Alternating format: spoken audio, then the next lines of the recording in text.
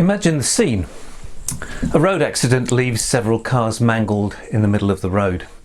Some of the injured stagger from their cars and lie wherever they can. Others remain motionless in their seats. Traffic backs up in both directions, and several people step from their vehicles to observe the carnage in close-up. Unfortunately, not one of them is a doctor or nurse. So, some check their phones for the latest social media or news headlines. Others phone family to let them know that they may be late home because of the accident. All of them know this to be an emergency, yet nobody rings for the police, the fire brigade, or for paramedics. And no one lifts a finger to address the emergency before them. It is as though they simply cannot see the crisis before their eyes. It's an inconceivable story, isn't it? It offends our sense of decency. It's not how normal people would naturally behave. We're used to people discovering extra personal resources and energy in the face of an emergency, which lifts their actions to unexpected heights as they work together with the utmost urgency to save life. Yet in the face of an unprecedented climate change crisis, human beings mostly act as though nothing much is really happening. The IPCC report of the 9th of August declares this to be a code red emergency. Our political leaders agree it is an emergency. Our churches declare it to be a climate change emergency, but to all intents and purposes we act pretty well, as the characters in our inconceivable story which offends our sense of what it is to be a human being.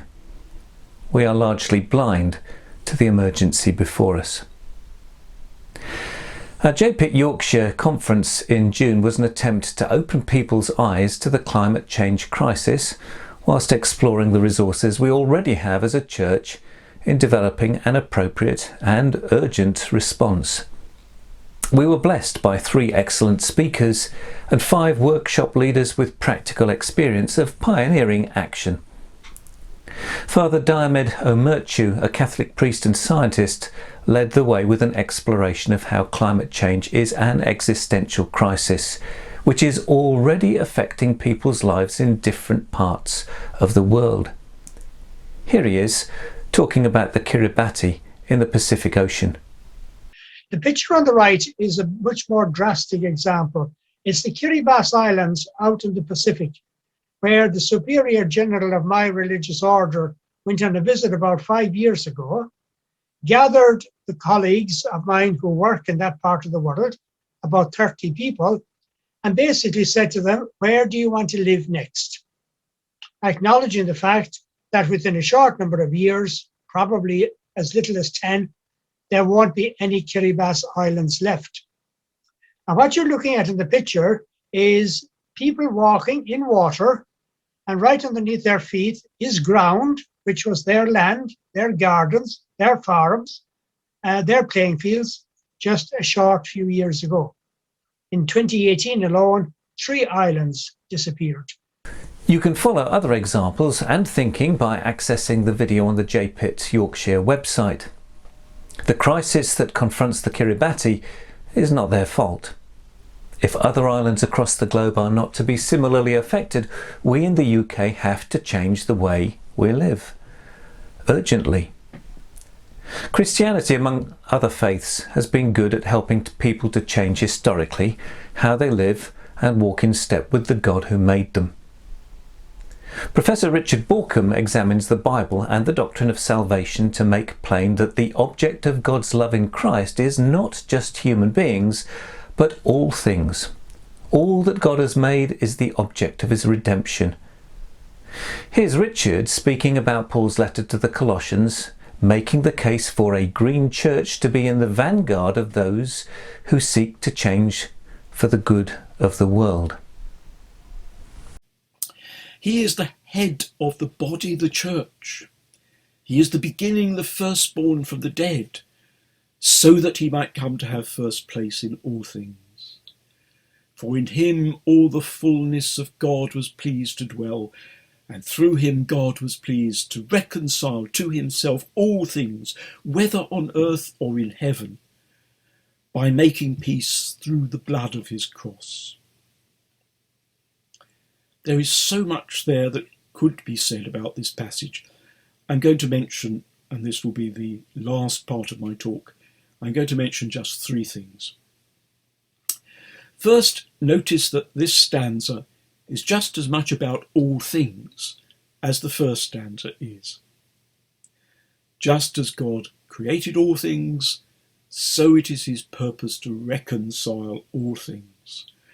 The scope of salvation is as wide as the scope of creation. I think that bears repeating.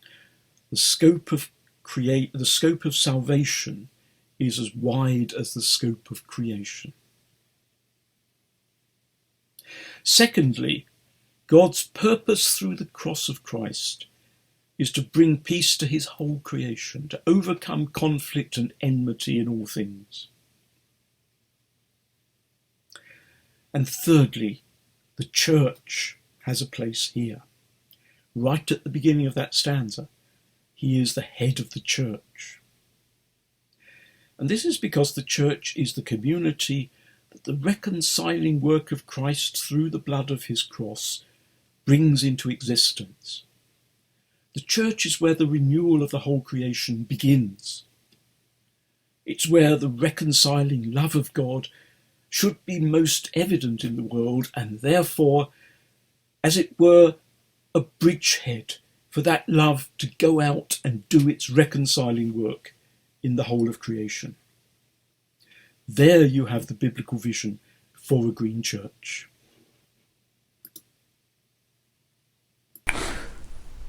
Our third speaker, Stephen Shakespeare, an Anglican priest and lecturer at Liverpool Hope University, talks about how our worship and prayers need to be reshaped around the idea that the worship of human beings is only part of the song of creation that lifts its voice in praise of God. God makes, maintains and mends all things in Christ Jesus. Our worship needs to reflect this. I can do little better than to refer you to Stephen's book of daily prayer in case you want to find yourself caught up in the sort of worship that he advocates. Our worship, our interpretation of the Bible, our common compassion for other peoples and for all that God has made inform our sense of who we are and how we act and live in the world. So take a look at the videos on the website, the JPIT Yorkshire website, to keep yourself informed of the most serious, urgent and critical situations that confront the church at this moment in time. There is an ecological car crash unfolding before our eyes. It calls for urgent action. Open your eyes to the crisis, feel the needs of the world with the compassion of Jesus, and be moved by Christ, the light of the world, to respond with love in action. The need for change is critical. The church should be in the vanguard of those who see it, feel it, and act to bring the healing, hope and salvation of God to all. Pray for the COP26 meeting in Glasgow in November. Help your churches to become ecologically aware and responsive, and begin to change how you live. It's an emergency. Thank you.